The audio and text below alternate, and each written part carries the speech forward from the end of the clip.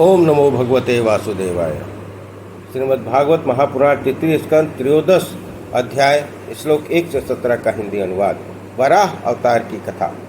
श्री सुखदेव जी ने कहा, राजन, मुनिवर मैत्रेय जी के मुख से यह परम पुण्यमयी और कथा सुनकर विदुर जी ने फिर पूछा, क्योंकि भगवान की लीला कथा में इनका अत्यंत अनुराग हो गया था। विदुर जी ने कहा, मुने, स्वयंभू ब्रह्मा जी के पुत्र महाराज स्वयंभू मनु ने अपनी प्रिय पत्नी शत्रुपा को पाकर फिर क्या किया? आप साधु शिरोमणि हैं, आप मुझे आदि राजश्री स्वयंभू मनु का पवित्र चरित्र सुनाइए। वे श्री विष्णु भगवान के शरणापन थे, इसलिए उनका चरित्र सुनने में मेरी बहुत श्रद्धा है। जिनके हृदय में श्री मुकुंद के चरण बिंद विराजमान हैं, उन भक्तजनों के गुणों को श्रवण करना ही मनुष्यों के बहुत दिनों तक किए हुए शस्त्राभ्यास के श्रम का मुख्य फल है, ऐसा विद्वानों का श्रेष्ठ मत है।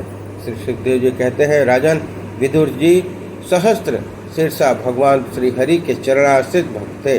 उन्होंने जब विनय पूर्वक भगवान की कथा के लिए प्रेरणा की, तब मुनिवर मैत्रेय का रोम रोम खिल उठा। उन्होंने कहा, श्री मैत्रेय जी बोले, जब अपनी भार्या शत्रुपा के साथ स्वयंभू मनु का जन्म हुआ, तब उन्होंने बड़ी विनम्रता से हाथ जोड़कर श्री ब्रह्मा जी से कहा, भगवान, एकमात्र आप ही समस्त जीवों के जन्मदाता और जीविका प्रदान करने वाले पिता हैं, क्योंकि आप अपनी संतान ऐसा कौन सा कर्म करें जिससे आपकी सेवा बन सके। पूज्यपाद, हम आपको नमस्कार करते हैं। आप हमसे जो हो सके योग्य किसी कार्य करने के लिए आज्ञा दीजिए, जिससे इस लोक की हमारी सर्वत्र कीर्ति और परलोक सिद्धि प्राप्त हो। ब्रह्मा जी कहते हैं, तात, पृथ्वीपते, तुम दोनों कल्याण हो। मैंने तुमसे ये बहुत प्रसन्न हूँ, क्योंकि तुमने निष्कपट भाव से मुझे आज्ञा दीजिए, यूँ कहकर मुझे आत्मसमर्पण किया है। वीर पुत्रों को अपने पिता की इसी रूप में पूजा करनी चाहिए। उन्हें उचित है कि दूसरों के प्रति ईर्ष्या का भाव न रखकर जहाँ तक बने उनकी आज्ञा का आदरपूर्वक सावधानी से पालन करें। तुम अपनी इस भार्या से अपने ही समान गुणवती संतति उत्पन्न करके धर्मपूर्वक पृथ्वी का पालन करो और यज्ञों द्वारा श्रीहरि की आराधना करो।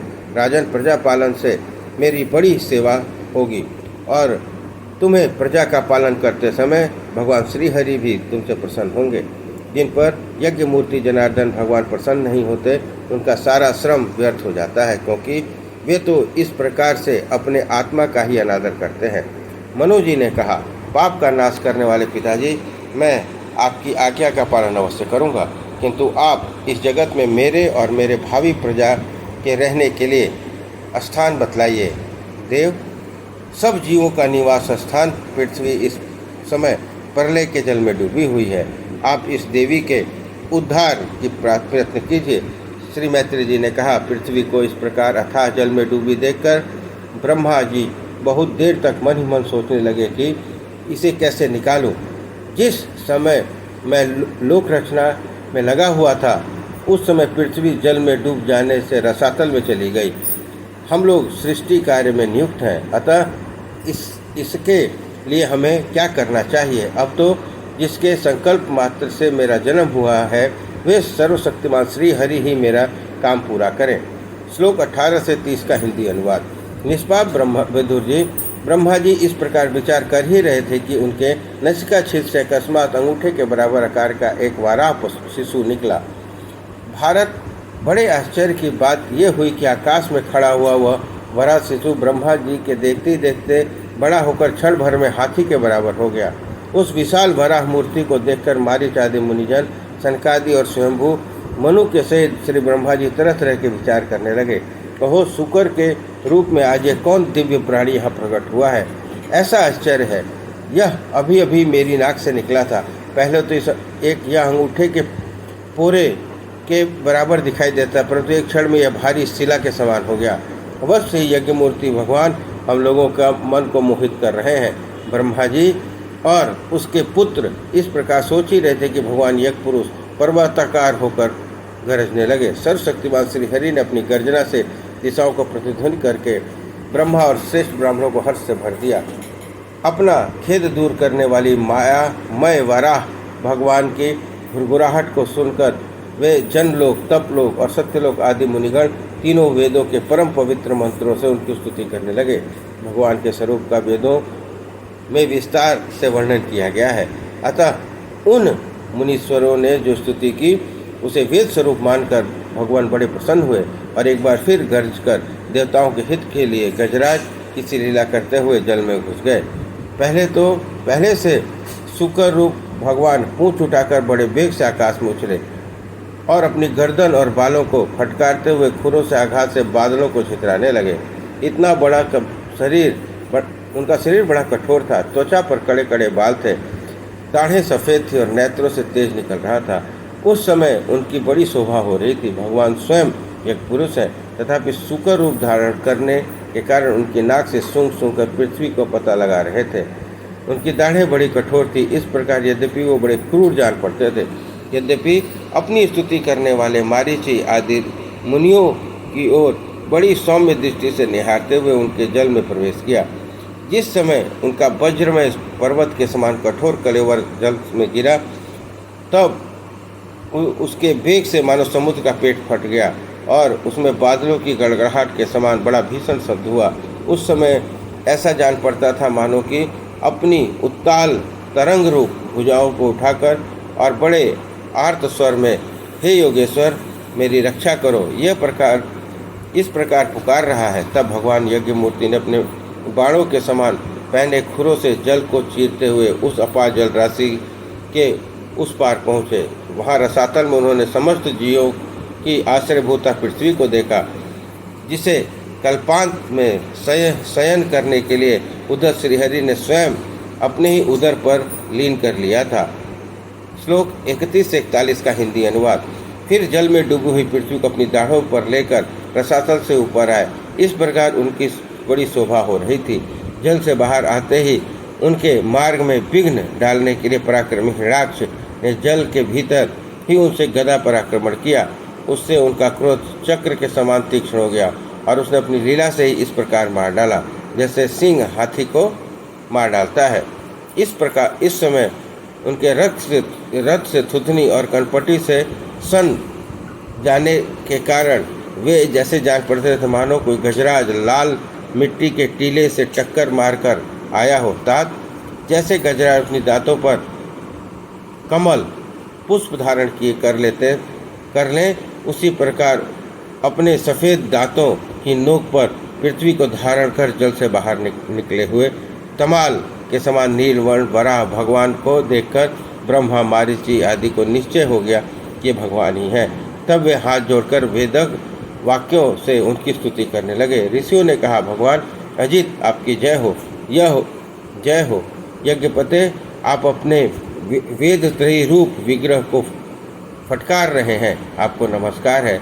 आपके रोमकूपों में संपूर्ण यज्ञ लीन है। आपके पृथ्वी का उद्धार करने के लिए ही यह सूक्ष्म रूप धारण किया है। आपको नमस्कार है। देव दुराचारियों को आपने इस शरीर का दर्शन होना अत्यंत कठिन है, क्योंकि यह यज्ञ रूप है। आपकी त्वचा में गायत्री आदि छंद, रोमावली में कुशें, नेत्रों में घृत और चारों चरणों में होता है। अर्धवायु, उद्रता और ब्रह्मा ये चारों ऋजुओं के कर्म हैं। ईसा अपनी थुथनी मुख के अग्रभाग में श्रुक है। नासिका छिद्रों में श्रुकवा, सूत्रवा, उदर में ईड़ा और कानों में चमस है। मुख में प्राशित्र और कंठ छिद्र में सोमपात्र है। भगवान आपका जो चबाना है वही अग्निहोत्र है। बार बार अवतार लेना यज्ञ स्वरूप आपकी तीक्ष्णीय दृष्टि है। गर्दन उपसद 3 दृष्टियाँ हैं। दोनों दाढ़ें प्रणीय दीक्षा के बाद की दृष्टि और उदयनीय यज्ञ समाप्ति की दृष्टि है। जिह्वा प्रत्येक उपसद के पूर्व किया जाने वाला महावीर नामक कर्म है। सिर सभ्य होम रहित अग्नि और आवसभ्य है तथा प्राण चिति है। देव आपका वीर सोम है। आसन प्रातः सावनादि 3 सावन है। सातों धातु अष्टि होम, अत्यग्नि होम, उक्त षोडशी, वाजपेय, अत्रिरात्र, आप्तोर्म्याम नाम की 7 संस्थाएं हैं और शरीर की संधियां संपूर्ण सत्र हैं। इस प्रकार आप संपूर्ण यज्ञ और क्रतु रूप हैं। यज्ञानुष्ठान रूप दृष्टियां आपके अंगों को मिलाए रखने वाली मांसपेशियां हैं। समस्त मंत्र, देवता, द्रव्य, यज्ञ और कर्म आपके ही स्वरूप हैं। आपको नमस्कार है। वैराग्य, भक्ति और मन की एकता से जिस ज्ञान का अनुभव होता है वह आपका स्वरूप ही है तथा आप ही सबके विद्या गुरु हैं। आपको पुनः पुनः प्रणाम है। पृथ्वी को धारण करने वाले भगवान, आपकी दाढ़ों की नोक पर रखी हुई यह पर्वतादि मंडित पृथ्वी ऐसी सुशोभित हो रही है जैसे वन में से निकालकर बाहर आए हुए किसी गजरात के दांतों पर पत्र युक्त कमलिनी रखी हुई हो। आपके दांतों पर रखे हुए भूमंडल के सहित आपका यह वेद में वराह विग्रह ऐसा शोभित हो रहा है जैसे शिखरों पर छाई हुई मेघमाला से कुल पर्वत की शोभा हो रही है। नाथ, श्लोक 42 से 50। नाथ, चराचर जीवों के सुखपूर्वक रहने के लिए आप अपनी पत्नी इस जगत माता पृथ्वी को जल पर स्थापित कीजिए। आप जगत के पिता हैं और अरणी के अग्नि स्थापन के समान आपने इसमें धारण शक्ति स्वरूप अपना तेज स्थापित किया है। हम आपको और इस पृथ्वी माता को प्रणाम करते हैं। प्रभु, रसातल में डूबी हुई इस पृथ्वी को निकालने का साहस आपके सिवा और कौन कर सकता है? किंतु आप तो संपूर्ण आश्चर्यों के आश्रय हैं। आपके लिए यह कोई आश्चर्य की बात नहीं है। आपने ही तो अपनी माया से इस आश्चर्यमय विश्व की रचना की है। जब आप अपने वेदमय विग्रह को हिलाते हैं तब हमारे ऊपर आपकी गर्दन के बालों से झरती हुई शीतल बूंदें गिरती हैं। इनसे भी भोग कर हम जनलोक, तपलोक और सतलोक में रहने वाले मुनिजन सर्वथा पवित्र हो जाते हैं। जो पुरुष अपने कर्मों का पार कर पाना चाहता है अवश्य ही उसकी बुद्धि नष्ट हो जाती है, क्योंकि अपने कर्मों का कोई पार नहीं है। अपने योग माया के सात्वादि गुणों से यह सारा जगत मोहित हो रहा है। भगवान, आप इसका कल्याण करें। मैत्रेय जी कहते हैं, विदुर जी, उन ब्रह्मवादी मुनियों की इस प्रकार स्तुति करने पर सबकी रक्षा करने वाले वराह भगवान अपने खुरों से जल के स्तंभित कर उस पर पृथ्वी को स्थापित कर दिया। इस प्रकार रसातल से लीला पूर्वक लाई हुई पृथ्वी को जल पर रखकर वे विकसेन प्रजापति भगवान श्री हरि अंतर ध्यान हो गए। विदुर जी, भगवान की लीला में चरित्र अत्यंत कीर्तनीय है और उसमें लगी हुई बुद्धि सब प्रकार के पाप तापों को दूर करने वाली है। जो पुरुष उनकी इस मंगलमयी मंजुला कथा को भक्ति भाव से सुनता या सुनाता है उसके प्रति भक्त वत्सल भगवान अंतःस्थल से बहुत शीघ्र प्रसन्न हो जाते हैं। पर भगवान तो सभी कामनाओं को पूर्ण करने में समर्थ है। उनके प्रसन्न होने पर संसार में क्या दुर्लभ है, किंतु उन तुच्छ कामनाओं की आवश्यकता ही क्या है। जो लोग अपना अनन्य भाव से भजन करते हैं उन्हें तो वे अंतर्यामी परमात्मा स्वयं अपना परम पद ही देते हैं। अरे, संसार में पशुओं को छोड़कर अपने पुरुषार्थ का सार जानने वाला ऐसा कौन पुरुष है जो आवागमन से छुड़ा देने वाली भगवान की प्राचीन कथाओं में से एक बार पान करने फिर उसकी ओर मन हटा लेगा।